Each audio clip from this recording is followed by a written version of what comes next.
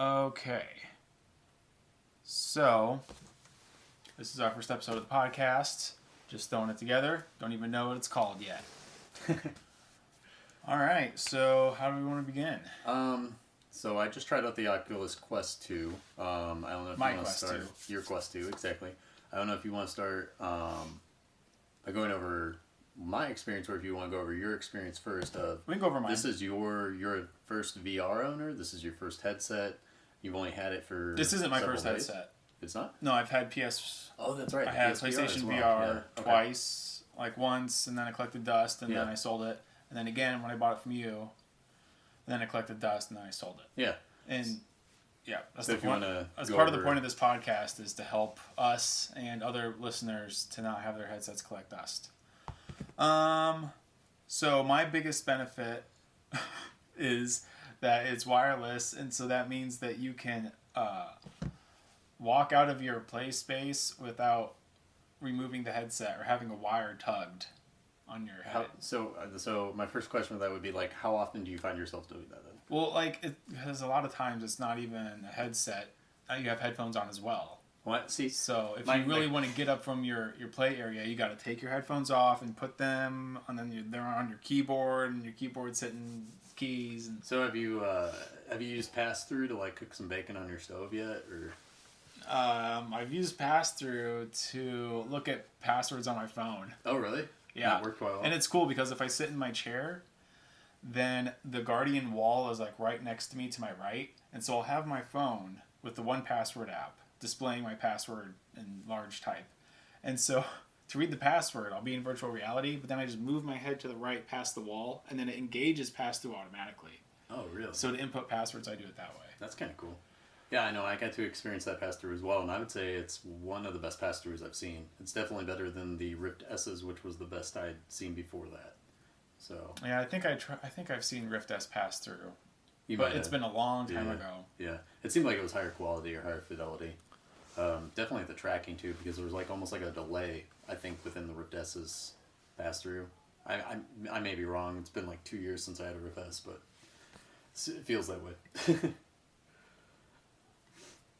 Just making sure OBS is working. Looks good. Okay, so So that's my big thing. Everything else is the controller tracking is better than PSVR. oh yeah, control tracking for Oculus is pretty much the best out there as far as all-in-one, or not all-in-one, but not exterior tracking. You know, Like it's not all lighthouse part of that. based. Yeah, exactly. And then also, I'm a big fan of Nintendo Switch because it's like an all-encompassing device, kind of like an acoustic guitar versus an amp and the chords and guitar pedal and electric guitar. And like Switch, I'm willing to put up with lesser graphics for just the ease of use and having it all there. But I feel like the loading screens are pretty quick as well. Way quicker than what the PS4 could do for loading screens, I think. I noticed that, and I booted up to the top. That was the one of the games I told you should go get. It's the platforming. I did get it. Yeah, I booted it up. I played it. Oh, That's okay. what I was playing when you came out there and told me, hey, you ready? No, and I did notice. So first of all, on PC, I don't even think that game has loading screens. But, it's just boom up an SSD. You just like But go into the sphere. For a headset like that it's not connected to a PC or anything, the loading screens were maybe 10 seconds at the longest. That's at the longest. I'm saying like probably more like 5 to 7 seconds. So yeah, no, I was pretty impressed with just that. Hold on, I'm gonna adjust the mic and maybe in post I'll edit it, but maybe I won't. We'll see. Okay. This should be like evenly spaced between us. Yeah. All right, where were we? Loading screens as far as the Quest 2 goes, and I found that was pretty impressive as well. So, yeah. And that's just because the games are hopefully smaller. Medal of Honor is a pretty huge game on Quest. I didn't know that was even on Quest. Yeah, it's on Quest, and if you have the 64 gig Quest, it basically is the only thing you can have installed. Interesting. Some people have had to do factory resets on their Quest in order to install it. Oh wow. Okay. Yeah, I had no clue that was even a game on Quest. I knew it was on like the Rift S and stuff, but I didn't know they brought that to Quest. That's kind of a almost like technical achievement in and of itself is bringing that game to a Quest, I would think. Yeah. All right. So, what'd you think? So, my initial impression with it was I was impressed at the fact that the screen, there's practically no screen door effect. I don't think I at least didn't notice one. Granted, I've been doing VR for years, so my eyes are kind of used to ignoring that effect. Yeah. But Or you need glasses and you're just that could be. But no, I barely noticed any screen door effect. Tracking is absolutely excellent. Like I said, you can put your hands behind your back and they don't like float away from you, which is something that I've experienced before. And other than that, stock head strap definitely needs replaced. But other than that, it seems like it would be a pretty comfortable device to use. the stock head strap. It gets to be a little bit better when your goal with it is to the band that goes around your head. You don't want that to be too tight and too bungee reliant because then it's just going to constrict your head. So what you try to do is you try to have the top strap just tight enough that the top strap is bearing a lot of the weight. And yes, you're still going to have some bunginess, but it's not going to be like maxed out. And when I first started wearing the headset, I was doing it wrong. I just really had it tight, and I was getting like a tightness around my head. Yeah. And you instead want to go for more of a balance. Okay. Now, I'll get into, I guess, not the negatives. I know there's a lot of Oculus Quest 2 users out there and everything, and so I don't want to project these as negatives. I'm gonna say it as more of the angle that I think I'm kind of spoiled. I own the HP Reverb G2, and the first thing I noticed was the resolution. It wasn't so much resolution looking at direct things, like if you're looking at like your hand or something like that, that's fine. It was the outer edges where you would see like aliasing, and there was some pretty hardcore aliasing so in a lot of areas. You're talking about render resolution, not physical pixels. Exactly, yes. Okay. So that was especially in Blade and Sorcery. Yeah. Yeah, but even in the menus, I mean, you could see it. I was actually in that cabin that you have set up as like your home. Yeah. I was very impressed with that. I was like, wow, this looks really good. But then when the Oculus menu itself popped up, I was like, there's like aliasing on the edges of your menus. That's weird. Now, Blade and Sorcery doesn't seem to run very well on the Quest. In my experience, I only went to the market level. I only fought like 2 people, but I played plenty of Blade and Sorcery to know, but it felt like to me it was dropping frames just every few seconds. Like I could, there's that like weird stutter. In my eyes, something I've learned, not just in VR, but also in flat screen gaming, my eyes are very sensitive to frame drops. So if something's not holding almost practically a perfect frame or within like several frames, my eyes like pick it up just like that. So that was the first thing I noticed, like Blade and Sorcery. It did happen in To the Top as well, which I was kind of surprised because that's a very simple game. But it seemed to be... To the Top is an unreleased game. That's also true. But it seemed to only happen also when the level first initialized. Like, the level first initialized, I would start moving, but I wonder if the level hadn't finished loading all the way in yet. Because once I got, like, midway through... Like, I'm hopping, I'm making it midway through the level, I never noticed a frame drop. So, I think that was more of a... They're just getting it, getting it all tightened up or something. That game worked really well, and if you hadn't said anything to me, I was gonna keep playing that game. I was having quite a bit of fun with that. Yeah.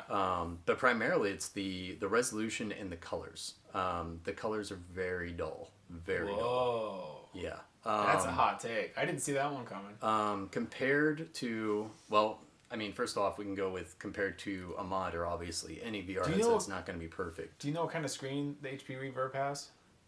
It's two OLED? screens, and they're LCD RGB stripped or something like that. I'm not exactly sure, but they're... But you don't know if it's like IPS or VA? It's an LCD. Right. Yeah, I'm LCD. not sure it's like your gaming monitor. It's an IPS, yeah. Right. That's what it is. I always get these two mixed up. So yours is an IPS. Yeah. Mine at home is a VA. And that means, like, mine has... I don't know. It's one of the two. But mine has like better pixel refresh turnover time, but yours has more vivid colors. Okay. And I was noticing it just now, just sitting out there. Yeah. Yeah, so that was one of the first things.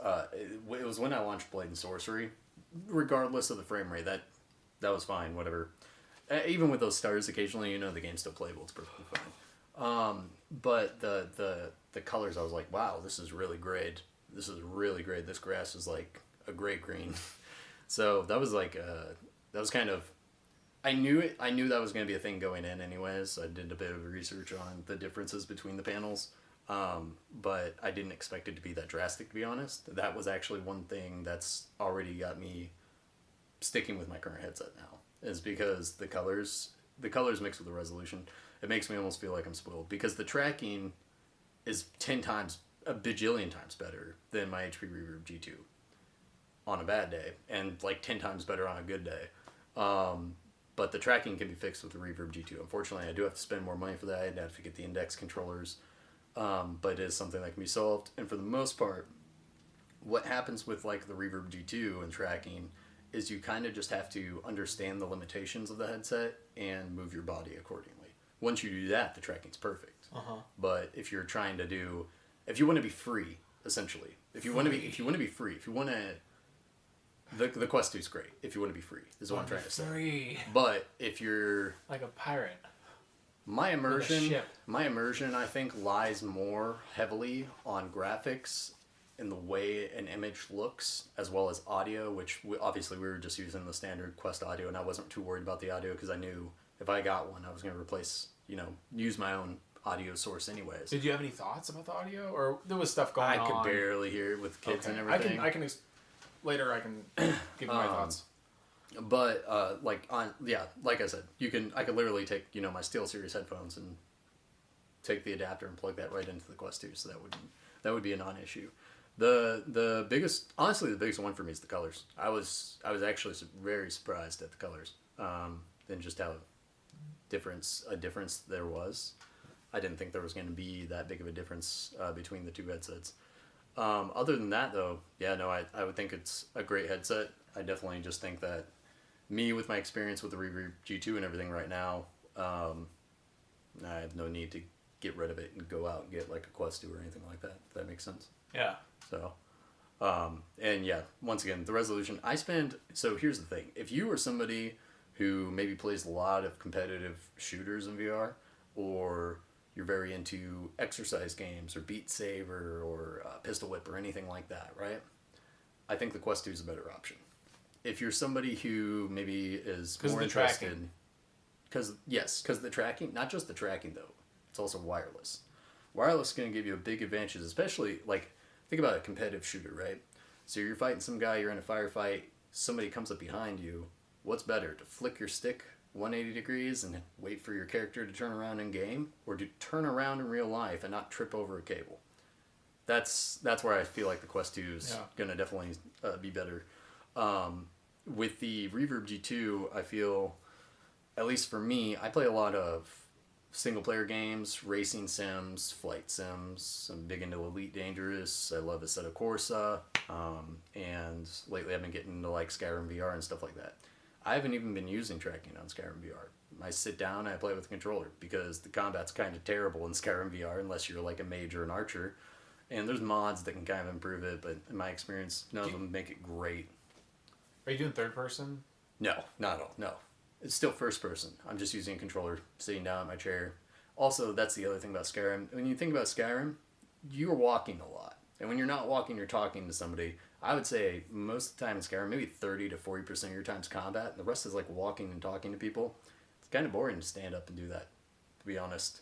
So yeah, I prefer to play that with a controller. So I do a lot of things where I'm either sitting down or I'm not like moving a whole lot, I guess, anyways. And that's why I guess that headset kind of works well for me. Because I mean, honestly, if I'm going to work out, I'm probably just going to work out versus putting on a VR headset. If that makes sense. But yeah, other than that, yeah, I would say Quest 2 seemed great. Just wouldn't be for me, if that makes sense. Yeah, I think this is where you and I differ. Because, like, first, what I said with the Switch type stuff before was an all-encompassing device.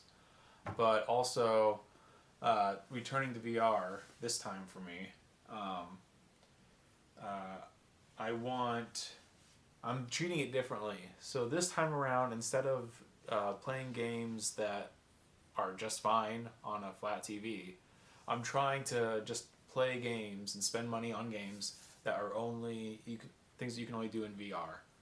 And this goes back to, I don't know if you'd call it a fear. I guess you'd call it a fear of the headset just starting to collect dust after a while. So I'm approaching it as in, like, if I'm gonna dust off this headset, then I'm also gonna like stand up and be active and play games like Beat Saber or To the Top or Supernatural, and maybe it'll be a shorter play session. And if I want to play a video game for like a long play session, then I'll probably play something on my TV or a gaming monitor. And so VR is taking like a different burner, not the back burner, but like a different burner for me. Whereas for you, you're trying to use it as like a display that can do many things. Whether you have a controller in your hand or whether you have, what are your controllers called? The touch controllers? What are your the HP Reverb controllers? It's Windows mixed reality controllers, I guess. Really? Yeah. They just like put them in an HP box and sent them they're, to you? they're different than their previous generation controllers, as far as my understanding is. The difference between, like, for instance, the Quest 2 controllers and the HP Reverb, yours use infrared light, mine use actual light. There's an actual light ring that goes around. Like the PlayStation VR uses actual light. Yes. Visible light. But much different than the PlayStation VR because, well, I mean, it's the same concept, yeah. But better, basically. It's better than, way better than the PSVR. But I'm lucky, I'm fortunate enough that my living room and where everything's set up, I have an adjustable light source, so I can literally change my living room light to whatever I need it to be. And HP Reverb G2 has their own version of pass-through called Flashlight. Essentially what this does is, instead of you being able to see everything around you, you turn on Flashlight and it goes onto your controllers. And you use your controllers like a flashlight and you can look around the world. And I'm assuming that the physical in IRL light on the controller gets as bright as it can? Yes. So there's a couple things you actually have to do with the Reverb G2 controllers to make them perfect. A lot of people like to use rechargeable batteries in these controllers. However, if you use the Reverb G2 with a standard rechargeable battery is actually on 1.2 volts. A normal AA battery is actually 1.5 volts. So what people recommend doing is getting specialized rechargeable batteries that are 1.5 volts. I've recently shopped for AAAs. Yeah. For this little recorder mic that we're using right now. Yeah, so I got myself a pair of those. Those are supposed to help with the charge. I don't think they really change the brightness or anything like that. But then, essentially, like, what I did with the pass-through was, because it shoots out of your controllers, which is weird. It shoots out of your controllers like a flashlight to look at the world. I pulled my controllers up to where my eyeballs were so I could see the entire world. Oh. Yeah, weird, I thought right? that... Wow. Weird, right? Like, you're literally, like, pointing a flashlight. It's weird. That's weird. So I pulled the controllers literally right up to my eyeballs so I could see, and I looked around my room for light sources that would block out or affect my tracking.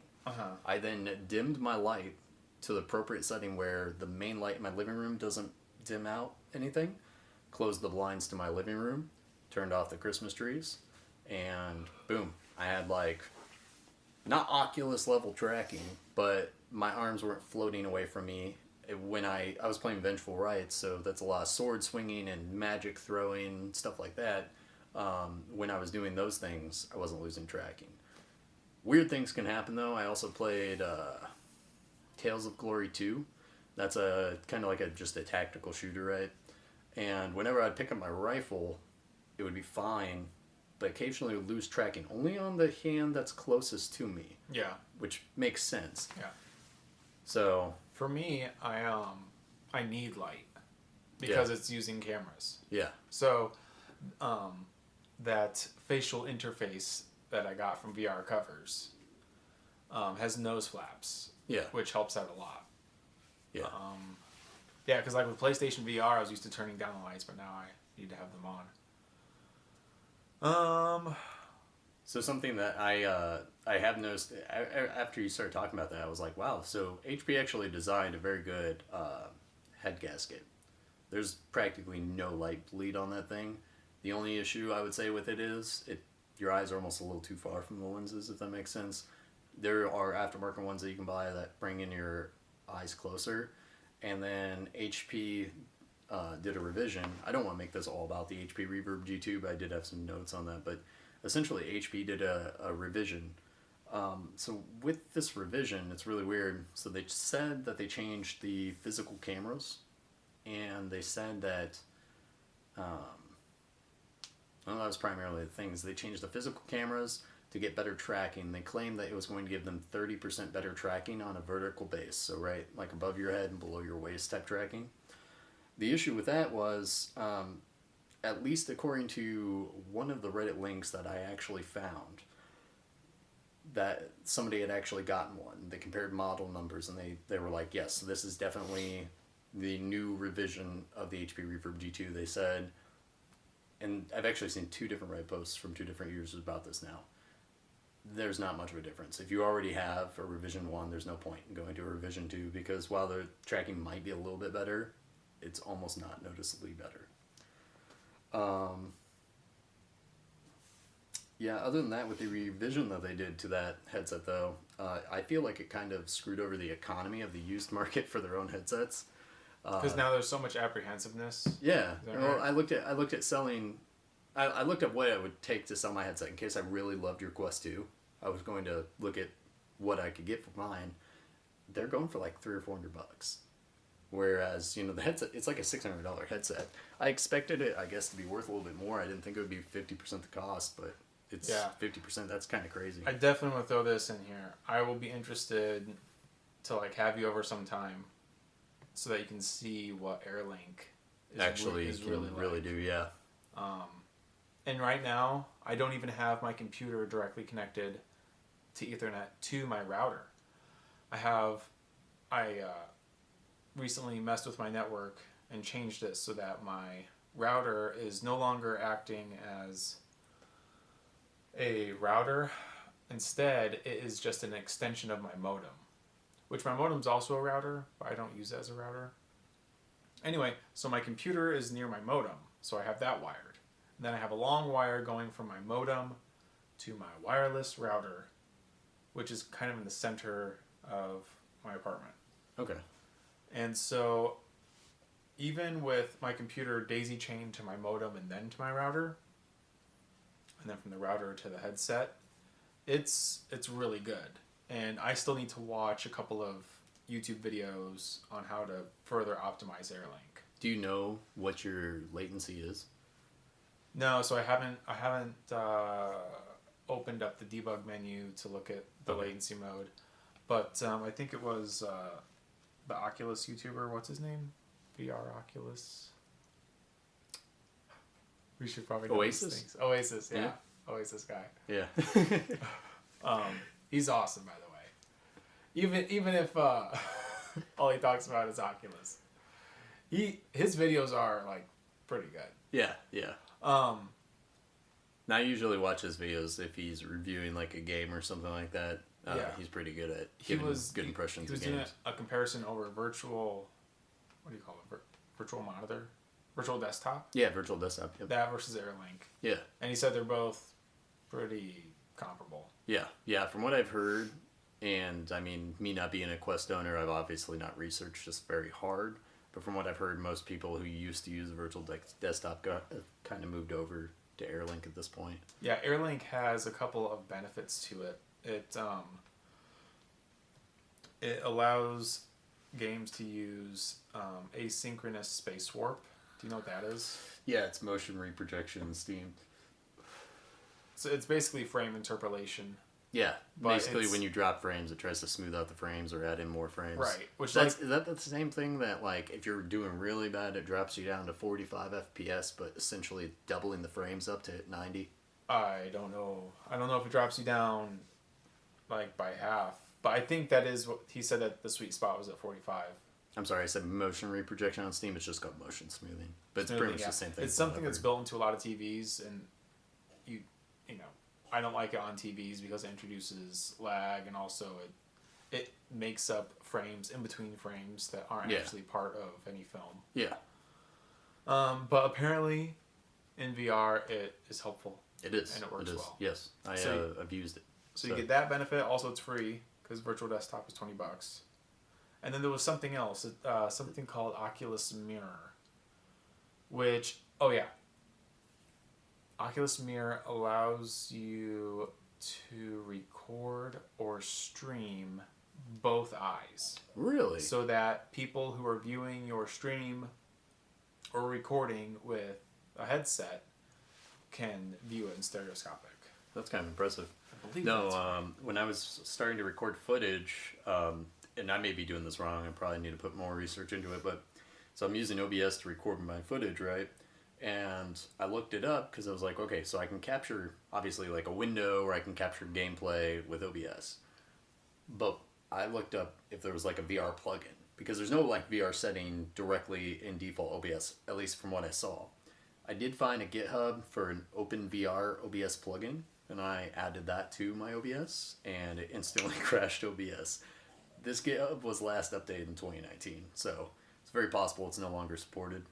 I tested that 3 or 4 different times. Every single time it crashed OBS, so I don't think it works quite well anymore, or I did something wrong. And it didn't appear to do the same thing, because it gave me the option to record my right eye or my left eye.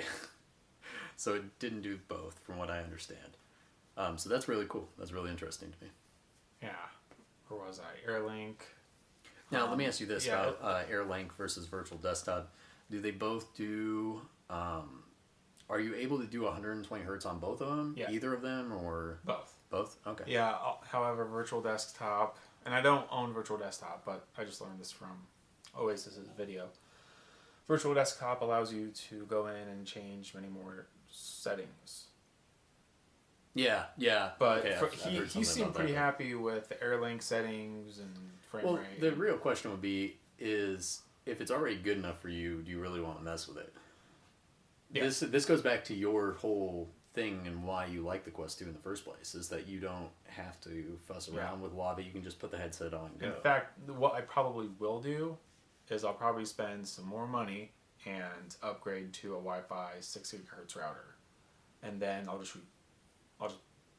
plug and play where my router is, and that should help out a lot. Although I haven't really seen that much information about like comparisons between Wi-Fi 6 and Wi-Fi 5 gigahertz, but apparently the Quest 2 is capable of using it. I'd say Reddit's probably going to be your best friend on this. Okay. Go into like Oculus' Reddit page or something like that.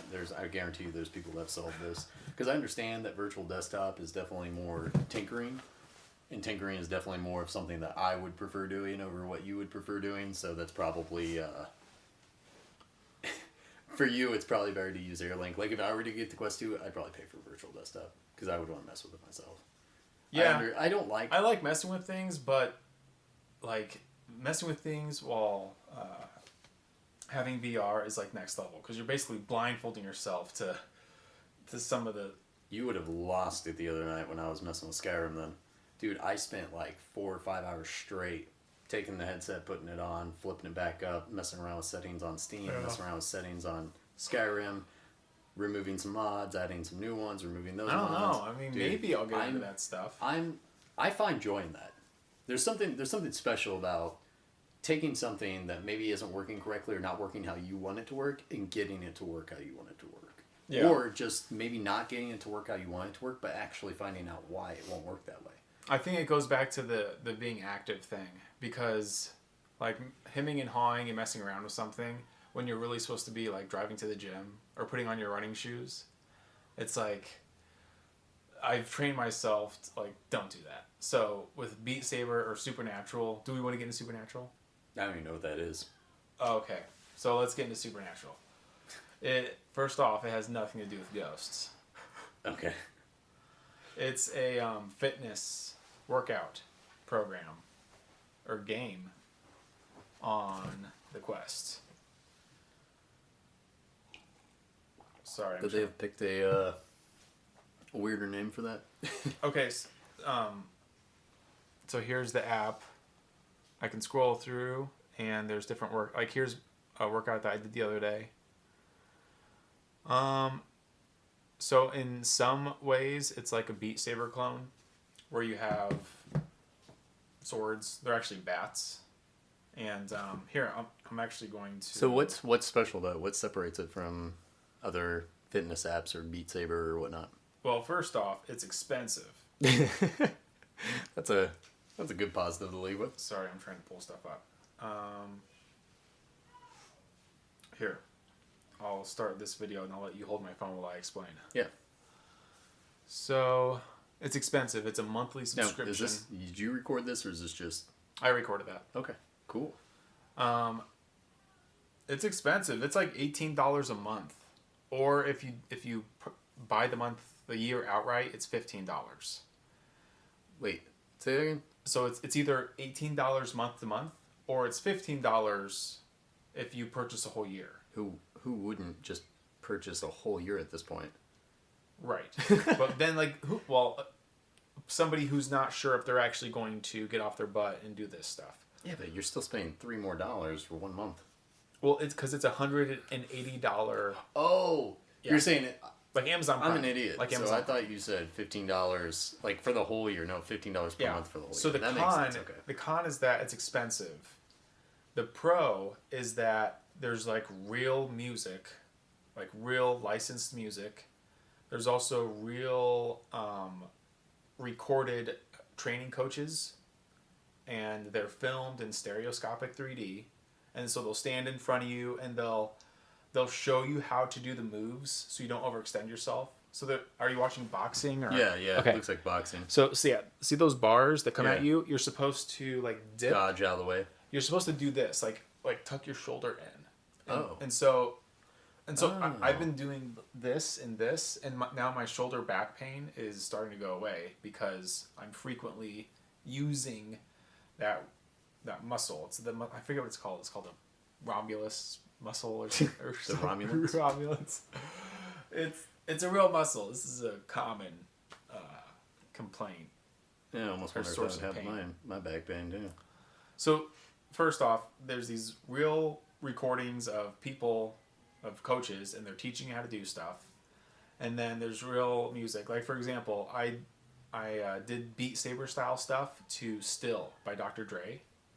Really? And yeah, so it was awesome because it was. Do you get to pick the songs or? Yeah, but they have different routines, and the routines are labeled by either the swords or the boxing gloves, and then by difficulty, and then you can also sort them by time. So in the morning, for example, I have maybe 10, 15 minutes before I need to take a shower and go to work. Yeah. So I'll open up, and this is the great thing about the Quest, is I just put it on, open up Supernatural, quick loading screen. I search for the time, the 10 to 15 minute workouts, and then I pick one. And then I'm doing some sort of workout. And some of this stuff involves squatting. And dude, I am sore. I am sore from squatting. Like the boxing one isn't really squatting per se. It's more like dipping down. But when you're playing the Beat Saber style, there are these triangles that come, like these triangle frames that come at you. And your goal is to squat down to duck under the triangle. So, you see this right here. This right here is why I think the Quest 2, and why I still have reservations where I'm like, well, maybe if I did this or that, maybe I could get it to a point where I would actually want it. And the reason why is right, like what you just said. Secondary hat. Yeah. Secondary pair. Yeah, because like that, what you just said. Wake up in the morning, you have 15 minutes. Yeah, and that's how throw on the headset and get a workout. That to me is like, that 15 minutes, like I'd boot up my PC. Yeah, yes, I'd exactly. Plug in my headset, I'd move everything out of the way and make sure I'm ready to go, and then I wouldn't have any time left. And then I'd probably launch my Reverb G2, and I'd run into some type of error I'd have to fix before I got it working. That doesn't happen every time. Lately, it's like one of those things where like the more I use it, the less errors I have. But if I set it down for more than a couple days, all of a sudden I'll run into issues. So there's the coach. Oh, so that's one of the coaches. Man, this footage, like the environment is really awesome. This footage just like looks. It's the same with every VR headset. The footage FOV. always looks amazing compared to what it actually looks like. Well, yeah, it's the FOV. Yeah. So here's a real story. So that's before you tell the story, just one second. That FOV is something that I was kind of surprised about. Everybody that I heard from online said that the Quest 2's FOV is the one thing that's like least desirable. I think, and this could be controversial, I guess, but I think the Quest 2's FOV, at least with that face mask, that new faceplate that you have on there, I think the FOV was better than my stock Reverb G2. Now the new revision does have a adjustable whatever you call that, eye relief, as adjustable eye relief. Mine does not, because it's the revision 1, so my only option is to replace that headpiece, which I haven't done.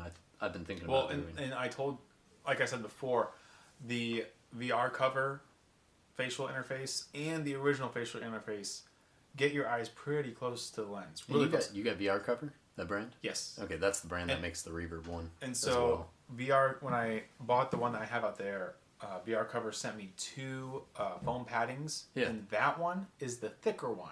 So I could put on the thinner one and get even closer to my eyes. My eyelashes were like brushing up against the lens with that. Yeah. Okay, so this is a real story. I was going to this party on like last Tuesday, and I kind of wanted to like, just kind of get perked up a little bit, kind of get like, jazzed up or whatever. Yeah. Because I've just, like party, like come on, it's time to, wake up, get it together. You're just gonna be strangers there, blah blah blah. Yeah. And so I had 15 minutes before my coworker Leo was gonna come over because we were gonna carpool, and so I decided that I wanted to clean up and take a shower before this party. But I had 15 minutes, and I was like, you know what? I think I can fit in some Beat Saber. So sure enough, I put the headset on, I pick a more difficult song in Beat Saber, and then after 2 Beat Saber songs, I work up like a light sweat. But that's cardio. Yeah. And cardio is like a mood boost. Yeah. And I was like warmed up and all cardioed up, and then I took a cold shower, which is much easier to convince yourself to do if you're warmed up. And a cold shower will also kind of like give you a little mood boost. And I ended up having an awesome time at this party. Now, I'm not saying that's because of cardio and taking a cold shower. But like I've said before, when I run in the mornings, I feel different for like a day, if not more. Yeah. Now you make me want to reinstall Beat Saber and try it out with my Reverb again. That and Pistol Whip. Pistol Whip was the one that now that you have better tracking. Now that I've figured out the tracking, there's still some things I think I can do to improve it, but yeah. Okay, so that's so it was Supernatural. Because it's so expensive, I decided that I wanted to try it out, but there was no way to try it out without, signing up for the monthly subscription. So you get free 7 days. So I select that I want to do it. I'm currently within my 7-day period right now. Mm-hmm. And so, like you do, I immediately, or you don't do, I immediately start searching, okay, how do I unsubscribe for this so I don't start getting charged $18 in perpetuity? Yeah. And guess what? Something is wrong. I went to the website, to the Oculus website, went to my profile, went to subscriptions, and then it shows that I'm subscribed to Supernatural, but there's no button to cancel. And then I went to the Supernatural app, and you can manage your membership, but you can't cancel it. So I did some research, and here's what you have to do. You have to go into the Oculus app. From a, desktop? No. The app. So from a mobile device. Oh, okay. And then go to your subscriptions, and then select Supernatural, and then cancel it. Well, here's what happens when I do that. I go down here, I go to Settings, Subscriptions, Supernatural, and it's just a blank screen. So, do you have a subscription or do you not? Are they going to take money from you? Yeah. Yeah, they are. So I reached out to the customer support, and they got back to me within the same day on a Saturday. So good customer support. They said that this is a problem. and that they can't do that much because this is an Oculus this is the Oculus app side thing. That's what's not popping up. So they're reaching out to them. But also they didn't say anything about. So wait, it's an yeah. I'm gonna be charged on the 24th. I was gonna say it's an Oculus app problem, but they're the ones that charging you, right? Yeah. So why can't they cancel your membership? Well, because the charge is probably happening through Oculus because it's an Oculus Store thing. They probably get some of the money. I mean, I've heard bad things about Oculus support, and I've heard good things about Oculus support. But I'd imagine that Oculus is gonna refund you anything that you didn't want to pay for. I mean, you can refund games on Oculus. Yeah, I'm not worried about it, but it's just it's like there's no way to demo or try out Supernatural at all unless you enroll in this membership, and just coincidentally, there's some bug that prevents users from viewing the page that they need to view to hit the cancel button. Yeah. Now, and this is an expensive. This is like a gym membership. Yeah. No. Yeah. I mean, that's like an expensive gym membership. That's more expensive than Planet Fitness. What? Planet Fitness is. Planet Fitness is a gym. But yeah, no, it is more. It's kind of expensive. So I'm gonna do a review. I'm gonna make a review video with Supernatural where I also talk about things like Ring Fit Adventure, because Ring Fit Adventure is hardcore. I don't know if I've talked to you. It looks so cartoony and like for little kids, but it is. It's a step up. It's like Dark Souls. It's a step up from Wii Fit. Dude, it makes you cry. Yeah. How many times have you cried? Like joy, like when you beat the boss. You're like, yes. But do you cry sadness when you don't? Or there's bosses? There was one time where Whoa, back up. There's bosses? It's an RPG. It's a JRPG. At this point, I'm literally imagining you with holding a ring in your apartment while rolling around, dodging the bosses. Like in Dark Souls. Like in Dark Souls. Oh my god. Not quite rolling. So that's my Supernatural experience, which it's been good. Okay, so I'm listening. I'm doing Beat Saber style stuff to Still by Dr. Dre. So Still representing all the gangsters from across the world. That sounds amazing. And during the verses, they're editing out like half of the lyrics. Well, it's a Dr. Dre song. Yeah, exactly. Like Snoop Dogg, and he's awesome. They're both really talented rappers, but it really kind of irked me, and here's why. Because, well, when you have like rappers like from back then, from like 2001, the Chronic, the good rap, this is a side tangent, but the words and the syllables are like kind of like dancing around. If you listen to hip hop from back then, like NWA and stuff, the words are almost like a percussive, like riff on the drums, but it's syllables, which is cool. But then when you have the Supernatural app, which has to have clean lyrics, and so they don't dub over them, they just remove the lyrics. It's like, is there a place I'm trying to get pumped up and work out, and you're removing an instrument from this song. Is there a place to submit feedback? Because all they need to do is implement like an 18+ mode, and then boom, you can have songs that have vulgar and songs that don't. But Guitar Hero and Rock Band never did that, and they could have done that, but no. This is a fair point as well. So that's Supernatural. I have more stories, by the way. In fact, I've taken my first steps into the metaverse. So like Horizons, Facebook Horizon or whatever it's called. I haven't tried out Horizon Worlds, but I have tried out Horizon Venues. What's the difference? They're two separate apps.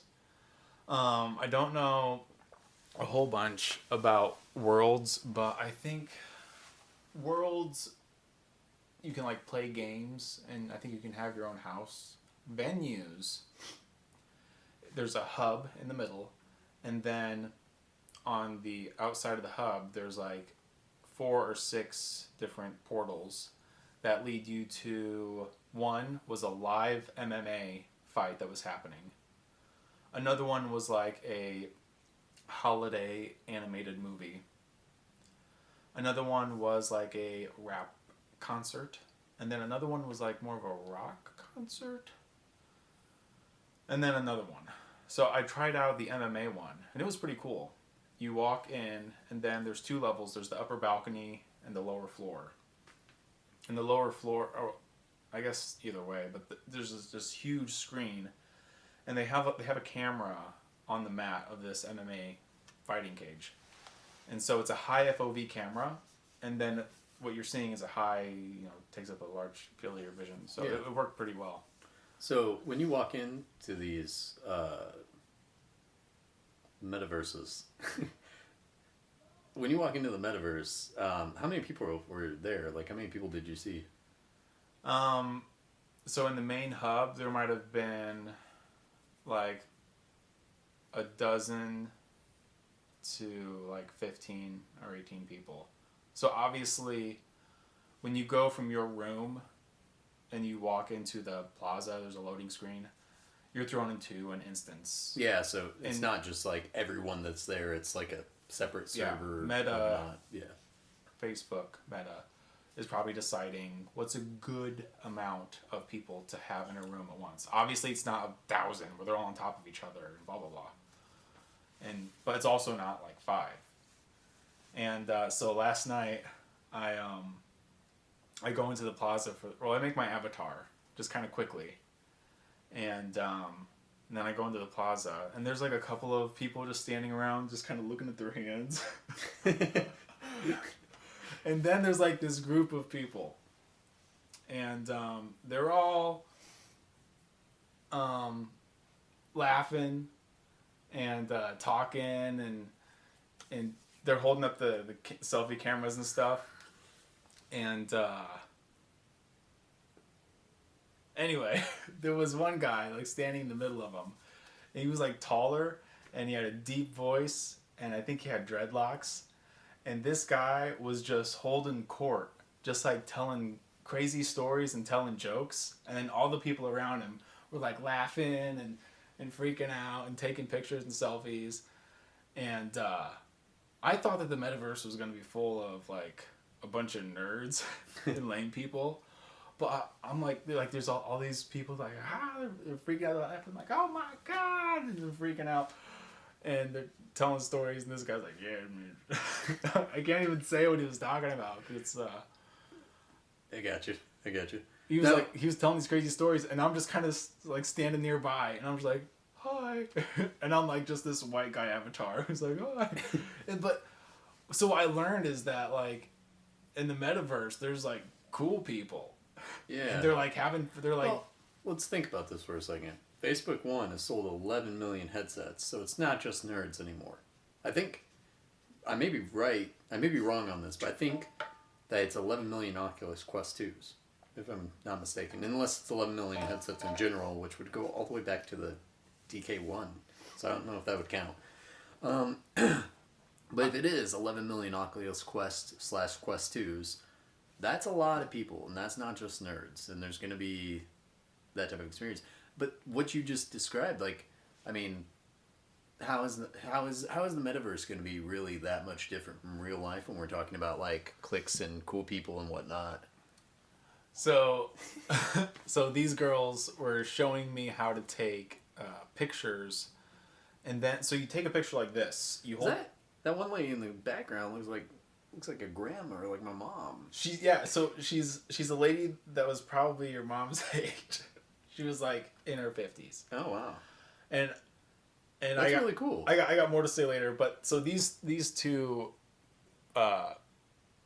women looking avatars were teaching. They weren't talking that much. They weren't saying a lot, but they were teaching me how to take pictures. And you do it like this. You hold your hands up like this, and then you pull the triggers in. That's cool. And as soon as you do that, a real like picture that you can grab appears, and you can hand it to somebody. So we were taking pictures of each other and handing it to each other. We were doing fist bumps, which to do a fist bump, you have to like actually have your hands in, and both people, there has to be momentum from both people, and then a cool animation occurs.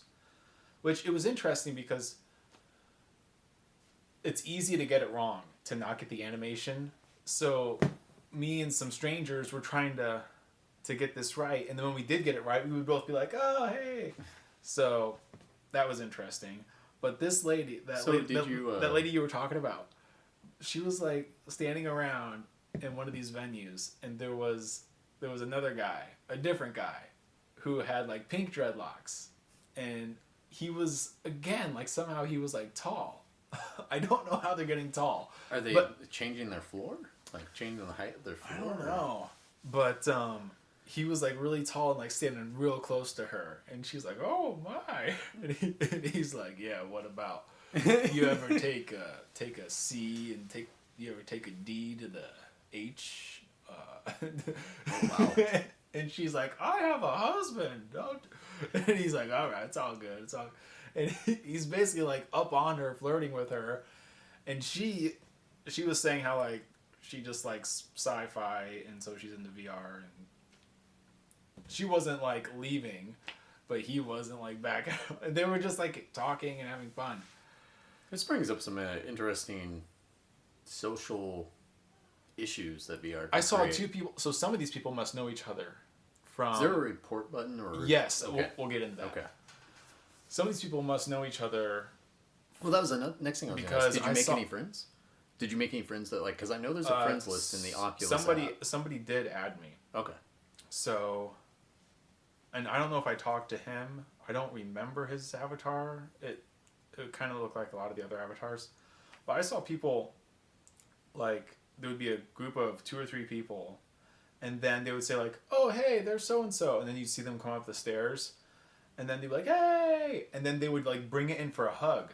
But it was funny, because, like, they were, like, trying to hug, and it was like, "Well, oh, we're gonna get it. We got it." I was just, like, witnessing this, and I'm like, holy shit, this is happening. This is real. Really cool, though. Yeah. That is really cool. And Like, then, the fact that they could be like, "Hey, that's Jim over there. Hey, Jim, how's it going?" Jim comes over and joins the group. Like, that's absolutely awesome. okay, yeah, and I think I have a good way of articulating why it's cool, and we'll get to that in a second. As far as blocking people, you raise your hand up like this, and there's a little menu that appears on your wrist, and there's a microphone mute button, a menu button, and then there's like a shield icon for safety.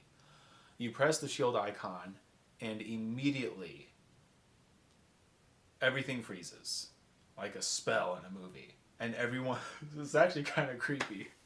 Everyone's avatars just goes down like this, like a limp puppet. Are you serious? Yes. Yes. Why? Why couldn't they just freeze them in place?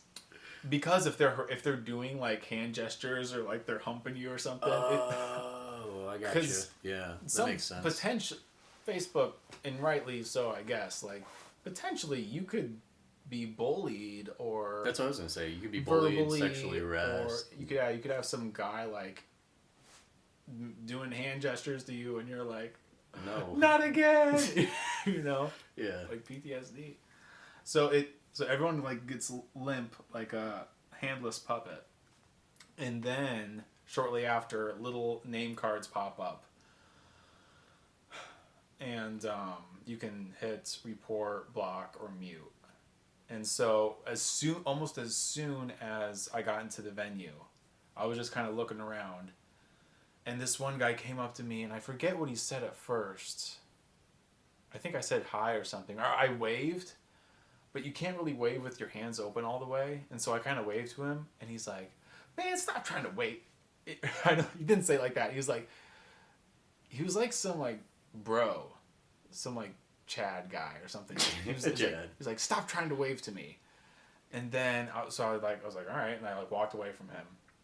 And then he like came back up to me. And he's like, "Oh, look, this guy's blushing." Oh, and I was like, first off, there's no way my avatar play was like, let's do this, this blocking So thing. before you ever loaded into this, did it explain that feature with the wrist before you got into the social construct? Okay. So I hit the thing. Everyone goes limp. The face cards appear, but they don't appear necessarily near the people. So I had to unpause it real quick to catch his name or tag above his head. So I unpause it, and he's like up on top of me.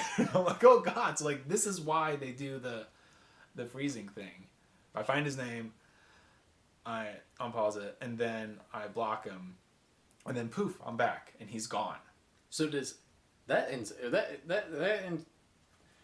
that answers one of the questions I had. But does he end up in another instance if somebody blocks him, or does he get banned for a couple days, or depending on how many people block you, do you get banned permanently? I think he gets thrown into a different instance because I looked around and there was still that same group of people having fun. Yeah, like click people. Yeah. So I don't know. I guess it brings up another thing. Like, so if you get blocked so many times, Are you do just you thrown get in? thrown to a server full of people that are blocked? Is there like a server out there just full of people just making vulgar hand gestures at each other? What game does that? What? Dark Souls. Dark Souls. Dark Souls does that. Dark Souls. Yeah, you cheat once, that's it. You're thrown into servers with cheaters. I don't know, but I did think about that because I banned him, and it just like successfully worked, and then I was back where I was before. Now, when you pause it, what does it look like to everyone else while you're paused? That you're just standing there? I don't know. Do you No, turn I don't. invisible? No, and here. Okay, so this leads me to why I think it's cool. There was nobody just standing there. I saw one guy who was like this, and his arms were like that. So his headset was probably on the floor.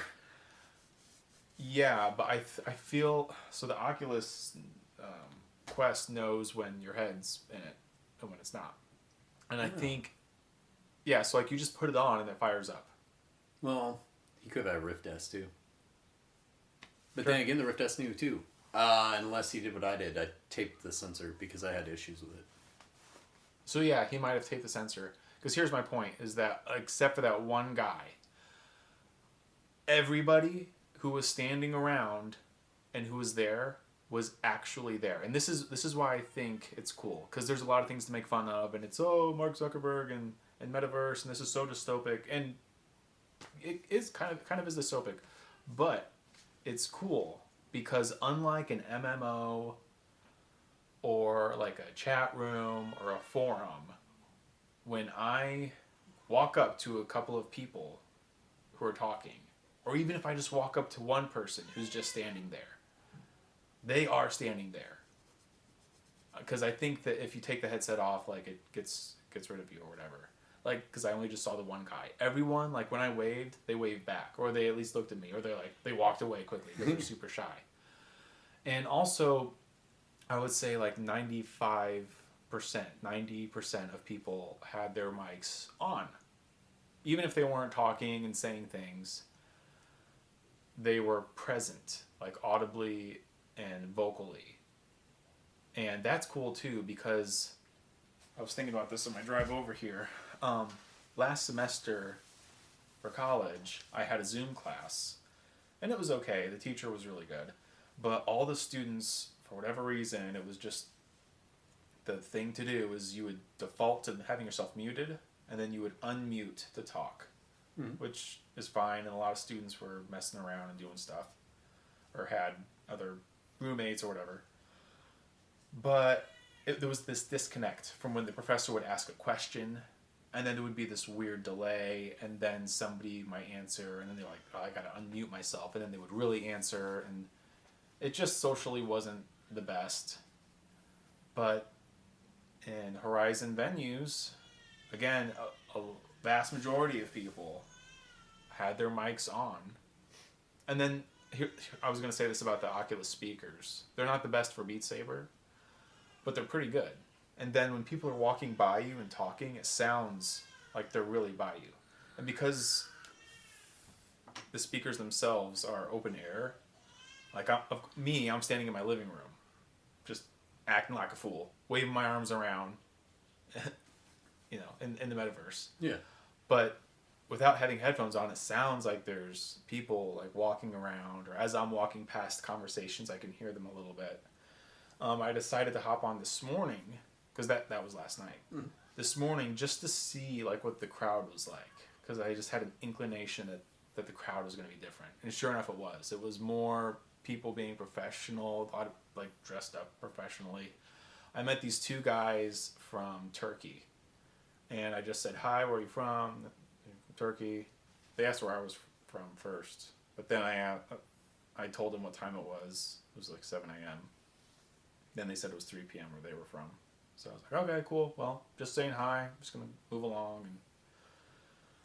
And then eventually I had to get ready for work. But yeah, it's definitely something. That's really interesting. One of the things One of the things I tend to do, especially because I got kids, is I just turn the mic off on my headset and don't ever turn it back on. Because like my playtime, my quiet time at my house right now is like 11 p.m. At 11 p.m., I'm probably not even going to be playing VR. I'm going to be playing like sit down, Elite Dangerous, Skyrim VR, maybe a racing simulator if I feel like setting up my wheel that late at night, but usually not even that. And my, I guess, biggest or most social experiences in VR actually come down to Contractors VR and Onward VR. A little bit of Pavlov, but not so much. But Contractors VR is like it's almost like Call of Duty in VR. Even down to the fact that you can actually crouch in real life while you're sprinting in the game, and you'll like slide across the ground. So you can do like the whole Call of Duty. I'm sliding past the corner while shooting somebody. I've actually bragging a little bit, I guess, but I've actually slid up to a dude with my shotgun right up to his face. Bam, he's gone. But in between matches, they throw you into like a basketball court with like actual basketball hoops and basketballs. And while you can like, there's not necessarily like a voting like you would maybe on some other games where you can like vote for a map or whatnot. You basically would like walk up to the host and be like, hey, this is what map we want to do next, or the host would ask people what they want to do next or whatnot. Oh, and that's if you have cool. a cool host, sometimes you'll have a couple minutes in between a session where you can just walk around and talk to people. So I would end up talking to people a lot in that game just because I was fairly good at that game. I don't want to say I'm like a professional, like I could go a professional VR player or something in that game or anything like that. But I was good enough, especially in like the VR space. I just feel like there's not a ton of like really, really good people yet at those games. I've met people that are absolutely outstanding though. Really good. But it was really cool because you could walk around and talk to people. We'd be like, man, that nade you threw last match, that was insane. How'd you do that? Or something like that. The same thing would happen in Onward. You'd end up talking to some dudes. I've actually met other military dudes in Onward, just by talking to them and whatnot, and complaining about kids ruining our gaming experience and stuff like that. So yeah, that's like the extent of my social VR interactions. The only other interesting VR interactions I've had. So there are some games on Steam VR that are playable with flat screen people. So Payday 2, The Forest are the two I can think of off the top of my head. And I've played both of those games with friends. The Forest I remember playing with two of my friends through Steam, and they were both on PCs, but I was in VR. And even though they weren't in VR, they could still, like, my character looked like I was in VR. Like, they could see me moving around my arms and everything, but their characters weren't like that because they're using mouse and keyboard, and all that. But what's crazy was even despite all that, us three being in a Discord and playing that game together, it was still like, it was almost like I felt like they were there because their avatars, per se, were there in the game, even if they weren't fully able to move around and everything. And now I'm hearing their voice through Discord. It was practically the same thing. It's almost like hanging out with your friends on a cannibalistic island trying to survive. Yeah. But I hate to cut your story short, but we should probably start covering some of these news items. yeah. So yeah, the first thing I really wanted to show off, and this has been known about for a couple of months at this point, so a lot of people have probably already seen this type of thing. But Resident Evil is getting a slew of VR mods, and I recently watched this video by Virtual Insider, and it has absolutely opened my eyes to, like, I thought, oh yeah, there are going to be some mods, maybe they'll be like, you'll sit down with a VR headset on, play with a controller or whatnot. I had heard that they're full virtual reality, and I was like, okay, so maybe you're like standing up with a controller or whatnot. But then I watched this and I saw how they did the cutscenes and how they integrated all of it, and it just I was watching this last night. Absolutely fantastic. Now, what's interesting about this? So this is made by, and I hope I don't get this name wrong, but this is made by Praydog. Is his handle that he goes by? This mod is going to cover anything made with the RE engine. So right now he's working on Resident Evil 2, 3, 7, and 8. And supposedly, after all that, Monster Hunter Rise is coming as well. I'm very interested to see how he pulls Monster Hunter Rise off, just from a gameplay perspective. But I can tell you this, I own Resident Evil 3 on PC and Resident Evil 8. I will be playing both of those again in VR. and I may if I like those experiences, I'll probably repurchase Resident Evil 2. I probably won't play Resident Evil 7. Resident Evil 7, in my opinion, is the scariest Resident Evil, and I didn't even play it myself. I actually watched a playthrough. I like horror games, but like Resident Evil has been kind of always this corny, cheesy horror type that I can deal with. Resident Evil 7 took it in like a whole nother direction that I didn't really care for. Was it those like black creatures that would be in the hallways? Or no, just the family? Like those weird like the whole family, and like the fact like Resident Evil 7, at least in the beginning, at least as much as I played the demo on PSVR and stuff like that, and at least the beginning to me felt a lot like Outlast and a lot less like a Resident Evil game. Now I've watched a full playthrough of the game. It definitely becomes a Resident Evil game, but the beginning does very much seem like a typical horror game, a modern horror game nowadays. So yeah, that was mainly that bit of Resident Evil news there. Did you have any questions about that or anything? No, I just with Monster Hunter Rise, it's like, why can't you just do third person? I think they might. I mean, I don't know how they would pull like it off. like imagine like it's third person, so your character is smaller than real life size, but the monsters are still huge. So you are the camera. Yeah. And your person's in front of you, but the monster is still really big. And there are VR games out there that do that. Hellblade: Senua's Sacrifice has a actual official VR port, and it's done that way. It's just done with a third person camera. And there's other games. I think it's called Edge of Darkness or something like that. It's on Oculus. That one as well is done all in third person. I haven't tried any third person games myself in VR, but I have heard people say they're quite good. So that's something to try out. Also Moss. Think of Moss. That's a big one too. Super Lucky's Tale as well. Yeah. All right, let's move on to Vengeful Right, which is on sale right now. Yeah, you talked a little bit about Supernatural. So that's the game that you're currently pretty engaged with, I guess, or at least trying to get your refund for. It's a fitness app. Yeah. This was kind of like, okay, Vengeful Rights I bought because it was on sale and it was on my Steam wishlist. That was literally the only reason I bought it. And this is becoming the game that is sucking me back into VR. More so than anything else I've been doing. This game, I don't want to say it's like Half-Life Alyx levels of greatness, but it does some things better than Half-Life Alyx did. And I say that because Half-Life Alyx, while it was great, it was definitely more focused towards VR beginners. And they said that. They said that it was going to be that type of thing. And I loved Half-Life Alyx, don't get me wrong. But this is everything VR. It's a full-fledged RPG in VR. And it is fantastic. I am recording footage for a no commentary Let's Play for this. So I do have the first part done, and I'll put that up whenever we have time to publish that. So you own this? Yes, I do. And I should pick this up. I have the second part recorded as well, for this game as well. So I just need to edit that, and then we can fix that up. I should purchase this because I need I have Star Wars Squadrons and I have Subnautica. Dude, this is gonna be like Legends of Zelda, except you actually are using your real hands. So the game starts off, and I can show you some of my footage later, but it starts off like you have a sword, and then they teach you about magic, and you have 4 different magic spells. You get telekinesis. You get look at this! Restoration. Look at the zipline stuff. Oh, I haven't even made it that far yet.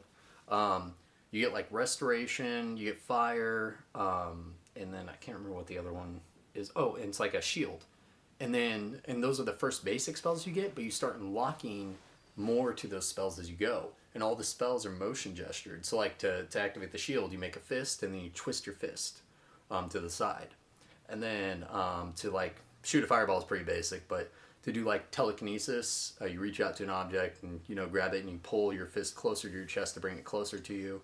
I wonder if this will make its way to Quest, because the graphics look pretty simplistic. So, actually, and there will be I do have a link on our notes here for this, but the developer said in a Steam community thread, and this was around, let me bring this up and see.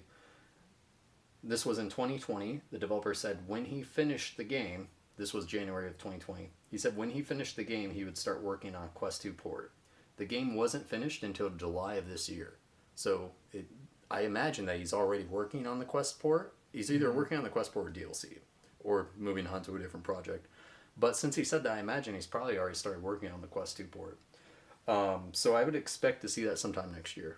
And I'm sure somebody could reach out to the developer and ask. Before it comes out, it'll be on SideQuest. Yeah, probably. App Lab. Yeah. So yeah, this is one that's really good. If you do have the Steam VR working well with your Quest 2, this would be a good one to test out. It's only $10. Seems to be working fine. So this is like a side tangent, but my big problem is that all my Steam games have had HDR turned on, and so I need to go back into Squadrons, turn off HDR, because in VR you can't turn off. There's a lot of settings that aren't there. Does this sound right? Yeah. Well, it shouldn't. But the HDR shouldn't even activate if you're launching through VR though, right? Well, it did. I'm launching through Oculus Airlink, and then I'm opening up Steam VR. Yeah, but still, the game should still know that you're in VR. Well, I don't know. They I had a could lot be of wrong, problems with but Squadrons. Dirt Rally 2, like everything was really bright, and I could mess with the brightness, but I suspect that the HDR is turned on in that game too. Yeah, you can notice it. Yeah, and also in Dirt Rally, I had to turn down the gamma quite a bit on my Rift S. Okay, HDR is the reason why my desktop was flickering when I was in the PC Oculus menu and I clicked to see my desktop and it would show up, but then it would start to flicker. I turned off HDR in Windows 10. Now it works. That's interesting. That's interesting because I had the Rift S and I could never use the desktop portion of the app because it would always flicker, and I've never had HDR on because I've never owned a monitor with HDR. Could be a high frame rate thing. Or... Yeah, true. Oh, I didn't think about that. So, to answer your question, yeah, Steam VR seems to be working really well. Now, every now and then, like when I turn my head quickly, I'll get the black bars. Okay, yeah. But then there's other times where I don't. Yeah, I think that's has to do with like frame rate loss or something, because I used to have that problem a lot with Fallout 4 VR. Well, it's also because like I'm not plugging an HDMI cable into my headset, like into my brain, like with the PSVR headset. It's Thunderbolt 3. Yeah. So each frame is being compressed and then sent digitally, and then the headset, the Snapdragon, is uncompressing it and then displaying it really quick before moving on to the next frame. Yeah. Yeah, but this game, I think you'd have a lot of fun with it. It's a lot of fun. It's like I said, it's full-fledged RPG. You level up your character. When you get these like potions, basically, super cool. You like drink these potions, and your guy like passes out, and you wake up in like this area where you level yourself up. So you'll like walk over and spend your leveling points on various the sale various ends items. soon. You should pick it up. And then there's other things like you can upgrade your swords with different runes, and you actually have to take the rune and rub it across your sword to make it work. You can forge your own swords. And these are just the things I've experienced. I've only played it for maybe 2.5 hours, 3 hours. But yeah, it's a very, very fun game.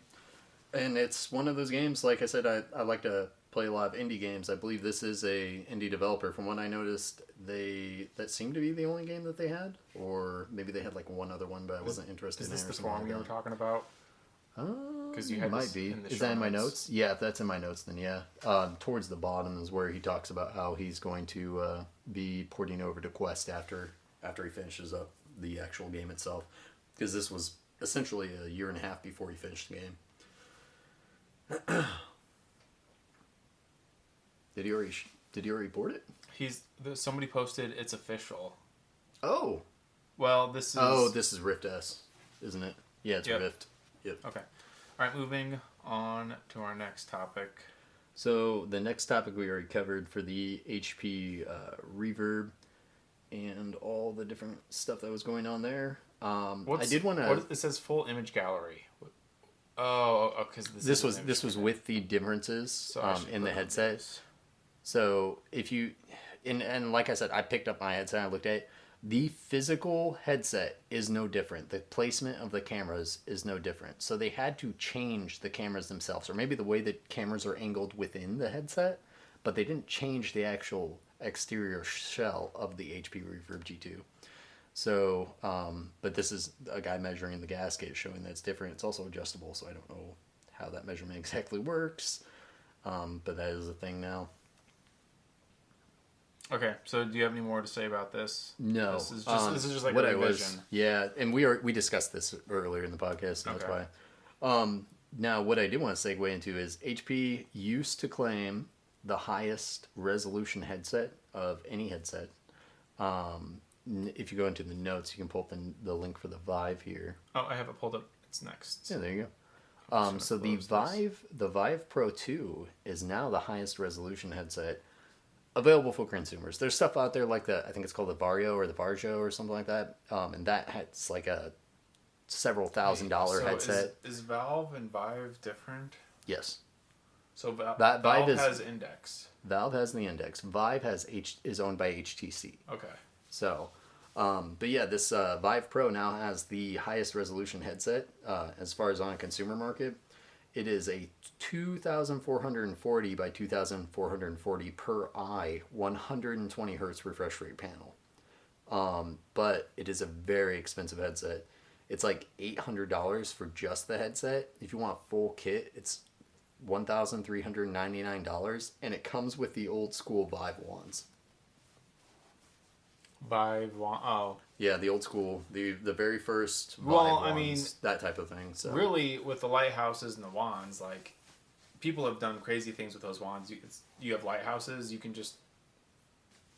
I mean, you can literally swap them out for index controllers at any point in time as well. So you could probably sell those running wands. special software. Yeah, those right there, those wands. But honestly, yeah, well, you already have the tracking the houses, or the lighthouses, so you could replace them. Does the Index use lighthouses? Yeah. Oh, yep. Okay. Yep. Huh. So that was very cool to me. Just very expensive. Not something like if later on down the line somehow this is still a higher resolution headset, but it's cheaper, maybe that would be a good source of upgrade. But yeah, that's now the highest resolution consumer grade headset. That actually goes over most of my notes. I did want to do an indie shout out to a game I haven't even purchased yet. If you wanted to see that, and then is that this? Yeah, Beanstalker.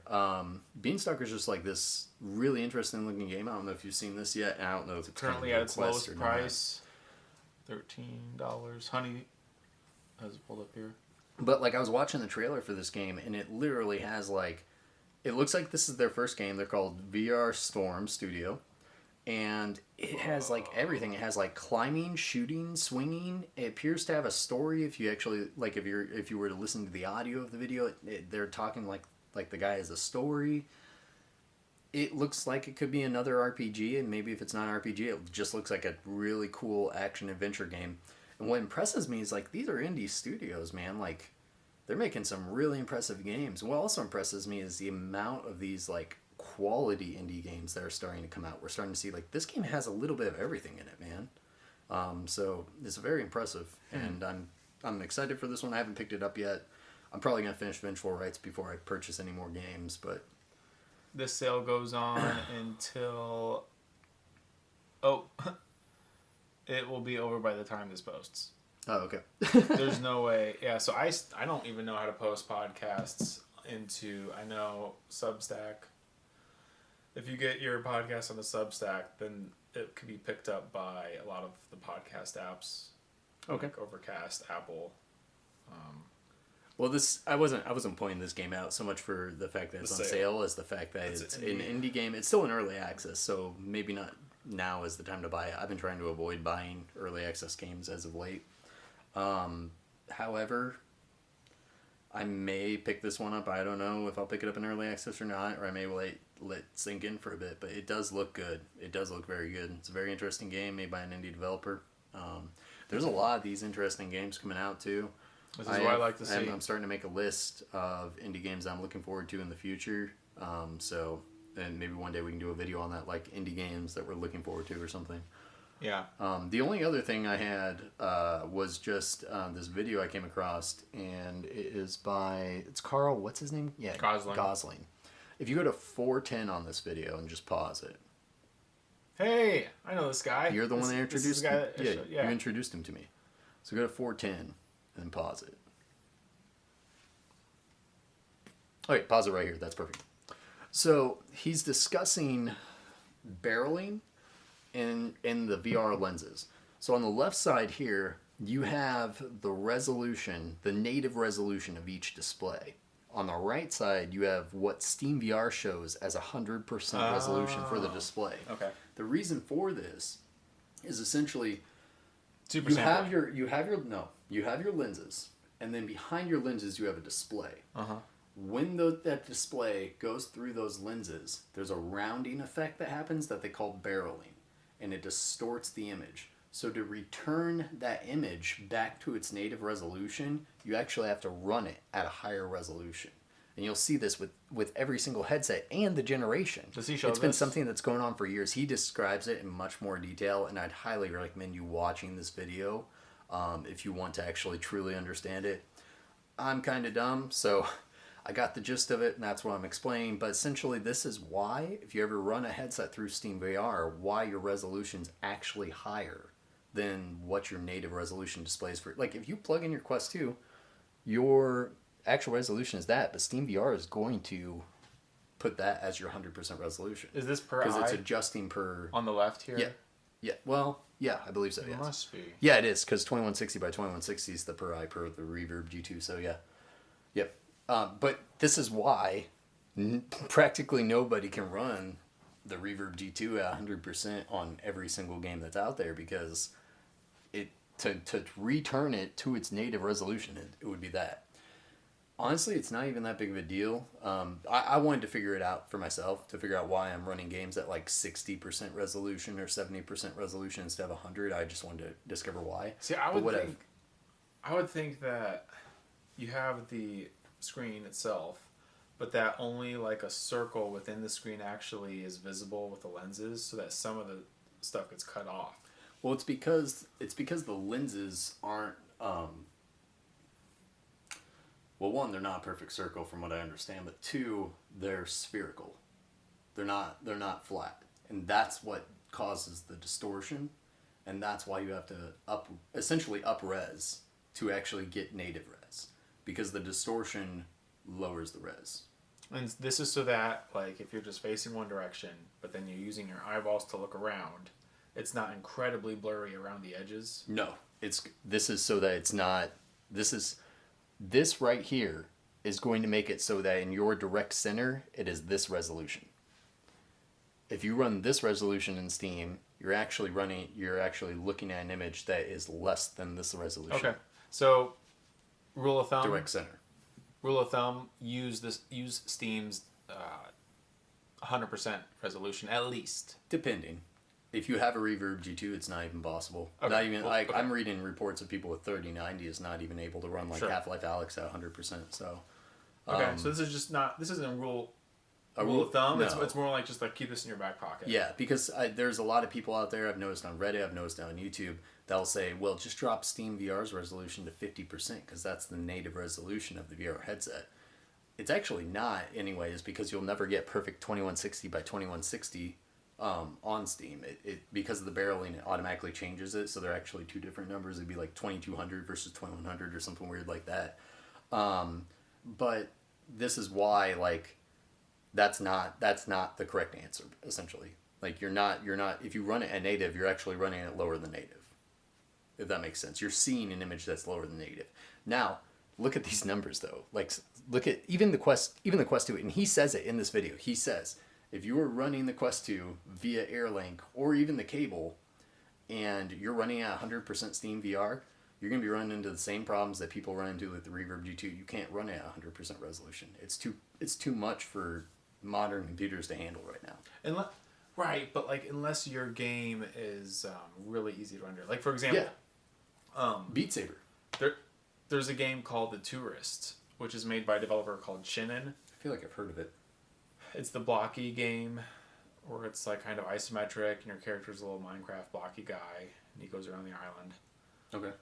So Shinin is known for really making the most out of hardware. They did a F-Zero Wait, clone. was this the game on the Switch? Yeah. Yeah, I remember that. They also, like, on launch day for Switch, they had an F-Zero clone, and it runs at 1080p 60 on Switch. So they put out a 1080... They maxed out Switch's capabilities on day one. And then later on, they made The Tourist. And The Tourist also maxes out 1080p 60. But on the consoles, it punches above its weight.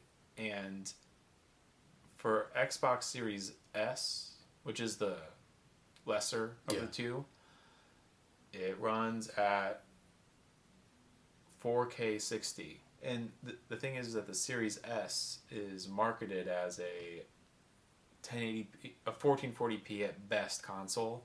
But here comes Shinnon, and Shinnon's like, no. And because Microsoft is being really cool right now, Microsoft is like, yeah, if you can achieve 4K, which is not what we're advertising, but if you can do it, we'll let you do it. So there's some things.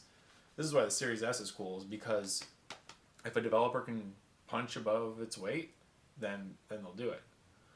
But on the more beefier consoles like PS5 and Series X, I think the Tourist runs at 4K 120. Yeah. And so by that logic, you would imagine that yes, like you're not going to run Half-Life Alyx and max out these pixels, but if you're playing a really simple game like that Vengeance game that we were just looking at, I can't do it. At least not while recording. Right. Well, we would need the optimization from a developer like Shinnon. Well, that's true, yes. So, in fact, actually with Vengeful Rights, if I'm running OBS, I have to run it at 50% or I get frame drops. I do have, I don't know if Quest 2 has its own native way to measure frame drops and frame time and reprojection. But if they don't, and you are playing games off of Steam VR, there's an app. It's only $3.99. It's called FPS VR. And what it does is it puts Is it like the UFOs? What? Is it like the UFO FPS tracker? No. What? No, it's like measuring FPS but in game. Oh, okay. Like FPS and frame drops. And Okay. I'm so confused. Is this what you're going to use for your videos? I'm using it to maintain a high frame rate in my videos. So my headset's 90 hertz, so I need to achieve 90 FPS with minimal dropping, right? So what this does is in game, if I lift my wrist up in the air like this, it'll drop a window right here that only stays there while my wrist is up. And what it shows me is what my current FPS is and what my average FPS is over my entire playtime, as well as my reprojection percentage. Reprojection is that asynchronous warp. Like how often are you going into asynchronous warp during your playtime? So it'll show me my reprojection as well as a graph of my frame rate, my frame time, not my frame rate, but my frame time. It'll show me when I'm dropping frames as a purple line along that graph. So it has been not so much handy for Vengeful Rights because honestly, if I wasn't recording, I could probably crank that one up to like 70 or 80%, maybe even higher. But Skyrim VR, that has been a lifesaver because, you'll be testing out different things and you'll be like, well, what is it that's dropping my frame rate? Which mods do I have installed that are doing it, or what settings in Skyrim that are doing it? So you can literally adjust a setting, go back to playing the game, look at your wrist and be like, oh, now I'm getting higher frames all of a sudden, my average frame rate's higher. That was the issue right there, was that setting or that mod or whatnot. So yeah, it's really cool. And you can keep the FPS VR app running even when you close down a game. So it's always running when Steam VR is running, which is how I have it set up. So let's say I'm in Skyrim and I'm like, there was a mod I downloaded which was a weather mod, but it also included better lighting, which is obviously going to have a performance impact. And I wanted to see what the performance impact actually was. So I played a bit with the mod off to get my average FPS and everything, which on Skyrim, it's right around 88 to 89 FPS on average, mostly maintaining the 90s. And then I took that mod on, and at least at the resolution I had it set to, which was like 70%, it instantly dropped me down to like 70, 80 frames.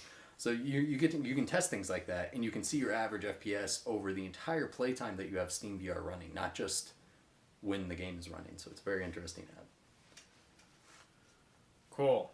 Well, I think we should wrap this up. Agreed.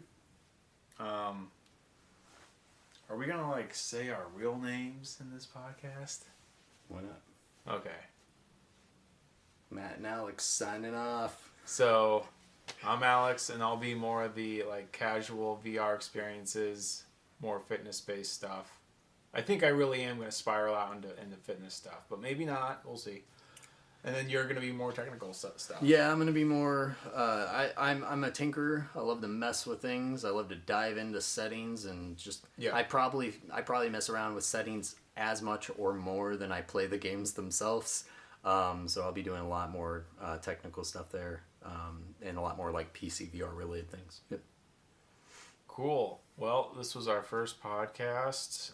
We don't even know what our podcast name is going to be, but presumably we'll figure something out. And hopefully by the time we go live with our stuff, we'll have like maybe 2 podcasts in the bank or 3. But anyway, thank you for listening, and we will catch you guys in the metaverse or something on the next Facebook podcast. Horizons. Yeah.